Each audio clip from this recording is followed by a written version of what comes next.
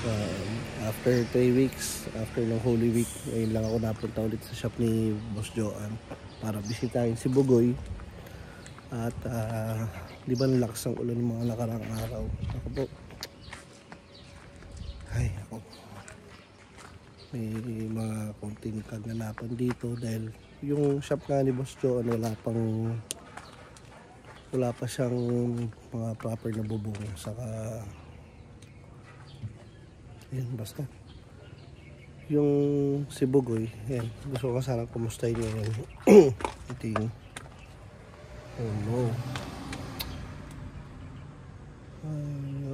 ay sige ito yung mga nangyari, yan o, bumagsak yung mga trapal, dahil trapal lang yung mga harang-harang dito, bumagsak yung mga trapal, yan, dahil sa bigat siguro ng tubig. Buti itong Lancer ng kaibigan natin hindi naman na damage. Ayun lang, may mga ganyan. Ayun, excuse me po. Ano ngayon, alas 8 ng umaga. Ayun si Bugoy, unti-unting binubuo pa rin. Wala eh, one man band si Boss Joan eh.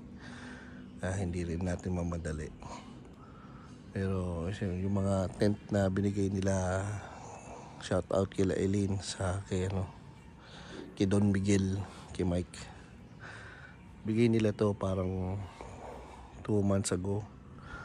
Siyempre hindi naman pang matagalan yan, pansamantala. Nasira ng ulan, umaksak yung trapal natin dito. Tapos, yun. Ewan ko, nasa si Joan. Hindi ko alam kung nasa si Boss Joan. Pero, gusto kong bisitahin si Bugoy. Yan. Sabi ko kasi kay Boss Joan, huwag na munang, pinturahan ang gusto si Bugoy. So, yung mga kailangan lang lagyan ng mga tawag dyan, kailangan lang lagyan ng ayusin yung mga wiring yan. Kailangan ayusin lang yung wiring. Ito medyo kay gising lang kasi. So yung mga kailangan lang ayusin muna doon sa sasakyan, kailangan laterohin. Yun lang muna pinaayos ko sa kanya. Dali naman baklasin ulit yan para pinturahan ulit yung auto. Yun nga, yung project nga kasi na ito ng minivan natin, hindi naman to yung makipagkompetensya tayo doon sa mga yung mga builder ng minivan talaga, na pagka from complete lockdown 3 months to 4 months tapos na yung auto. Hindi naman ganun yung gagawin natin dito sa Kibugoy, hindi ganun yung gagawin natin kasi nga wala naman akong pera na pang-build ng minivan. Magkano yun? Para 300,000 kagad yun. Wala naman tayong ganun. So pag pera lang, progressive lang yung build natin kay Bugoy. So ito ito ay unti-unti. So nilateron muna, inayos yung wiring, ayusin din sa rack and pinion, or naayos na yata yung angle ng rack and pinion. Maganda na yung yung magiging maganda na yung ikot ng rack and pinion kasi diba dati sabi ko parang maganit yung ikot ng rack and pinion, magiging maayos na yung ikot ng rack and pinion kasi pala yung cross joint nilagay do sa Asia luma na, so maganit yung cross joint, kaya maganit din yung ikot ng manibela. So solve na yun. Tapos medyo maayos yung angle na medyo namasilya na yung mga dulo, yung may mga duktungan doon, sa last vlog ko may ganun di ba? Yan, pati sa kabila yung dashboard ready na, medyo nadumihan gawa ng tayo proper na pa dito na storage. Okay lang yan, walang problema sa akin yan. Unti-unti dumi si Bugoy ngayon, sobra. Yan o, naayos-ayos na unti-unti. Tapos ito. Yan. Yan. Unti-unti lang. Talagang malakas ang ulan at walang bubong si Bugoy. Ay, walang ano. Wala siyang windshield. Eh, nabasa yung flooring. Hindi madali naman magpatuyo niyan. Okay lang yan. Ayan. So, parang konti na lang pintura. Konti na lang pinturahan ko na rin ng no, anti-corrosion yung buong auto. Kung pinturahan ko na lang kaya ng anti-corrosion yung buong auto, no? Kulay green. Oh, pala green ang nilagay ko. Dineklar kong kulay nito ni ni Bugoy eh. Pero mahalaga yung mga duktungan yan, yung mga katulad yan, duktungan na ganyan. Itagay yung main purpose ko dito. Ba't ko dinala dito kay Joan eh. Ayusin yung duktungan, maayos lang. Tapos yung wiring, maayos namin unti-unti. Ayan na. So, yes, oo, matagal yung paggawa dito. Kasi one-man band nga lang si Boss Joan dito. Mag-isa nga lang talaga siya. Eh, siyempre, meron din mga ibang sasakyan na nagpapagawa. Hindi naman pwedeng solohin ko si Joan sa isang para lang din sa project na to, no? Nag-aantay-antay din naman tayo. Pag may time siya, inuunti-unti niya yung auto. Pero this week nga sana,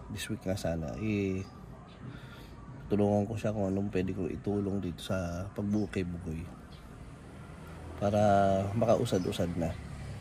Kasi wala si Joan ngayon. Tapos, yun nga, binaksak yung tent. Buti walang binaksakan na ibang auto yan. Nabaksak yung trapal, lona. Hindi ko alam kung nasa si Boss Joan. Kaya ayun. Sa last vlog ko, di ba, wala pa itong mga to. Naikabit niya na yan. Nagsusukat na siya kung saan padadaanin yung hose. Pero maganda nga sana kung ano, no. Nakuha namin si Bugoy nang hindi pa nako-convert. Kasi recently may nakita ako na may magandang ginawa na conversion do sa sa minivan. Na buo yung rack and pinion. Yun. So anyways, tapos yung mga butas do sa harapan sa may firewall doon, hindi na halos ginalaw. Yung sino ba yun yung gumamit ng Vios na rack and pinion saka mga pangilalim. Magaling din yun no? Yung nasa bukid nun. Ayos din yun. Mahusay din. So ito yung mga kaganapan kay Bugoy. Hindi naman natin mapersa si Boss Joan kung nung natutukan to. Kasi meron naman siyang ibang racket din. Hindi pa kami makakuha rin ng helper dito sa shop. Kasi nga, nakakaya dahil wala pang kuryente dito, saka wala pang tubig. Yun nga, dumagsa na nga tubig eh. Dumagsa tubig ng mga nakarang araw, umulan. Kaya yun. So, steady lang. Unti-untiin na lang natin si Bugoy sa mga darating na araw. Ayan ready naman na ito eh. Naayos na yung nakakailang yung kakaubo ko, no. Aga kasi pag umaga kasi may lagkit yung lalamunan ko. So, ayun. Ito nga, kita nyo naman sa video kanina na maayos na yung wiring nito.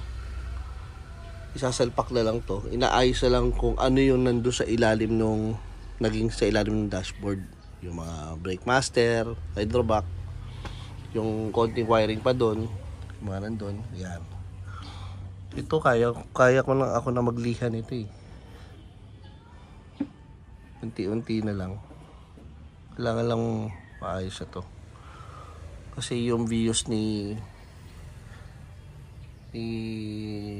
yung Vios na pinahiram sa akin ni manager ko sa MYMP nahiya na ako, gusto ko na rin ibalik. Kaya yun. Ito Oo, yun. Merong... Wala, nakakatuwa. Oh, yun o. Galing pala nun. May ganun pala yun. Yun o. Stiga. Marami pa akong pwedeng i-discover dito kay Bugoy. TNT lang. Tapos, excited na rin akong lumabas. Kaya mag-adventure. Mag-adventure kasama nito ni Bugoy. Aray ko, hindi na pa akong matapa dun. Kaya yun. So, ito si Bugoy. Yan ang update kay Bugoy. Ngayong araw na to. Hopefully, ay nako, matapos na rin.